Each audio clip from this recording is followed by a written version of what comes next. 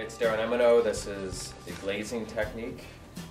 And glazes melt at different temperatures. This one is called cone 6, and I believe that's 1300 Fahrenheit. I'm not 100% sure about that.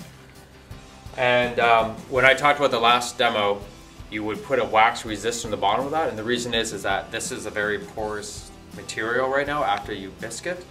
And the glaze, it's in a powder, and then you put it in water, so it's a solution. When you dip the piece in or brush it on, the water will absorb into this body, and then it will leave a powder residue. So if you look at these materials, these pieces were glazed not too long ago.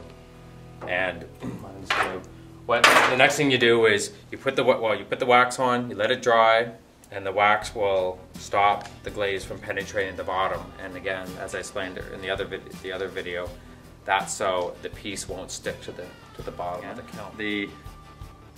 The glaze here, what I was talking about is this is a piece that's finished.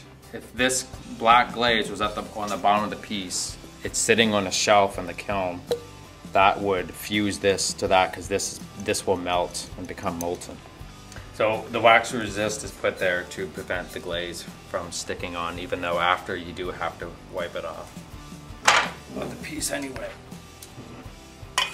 So before you do this, you quickly go over your piece with a damp sponge to remove any dust, because those dust will act like ball bearings and the glaze won't adhere to that. They adhere to the dust and then it will roll off when it's in the kiln.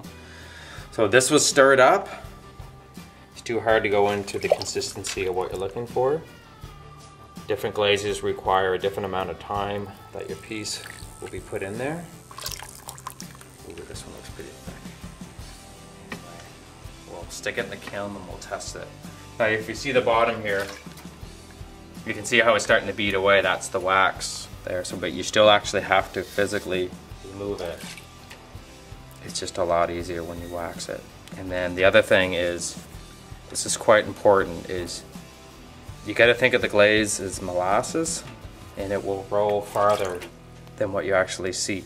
So it's not just the bottom, it's always a little ways up the top to allow this glaze to roll down to the edge. So I won't finish this particular piece, but you would clean that up. It dries very quickly.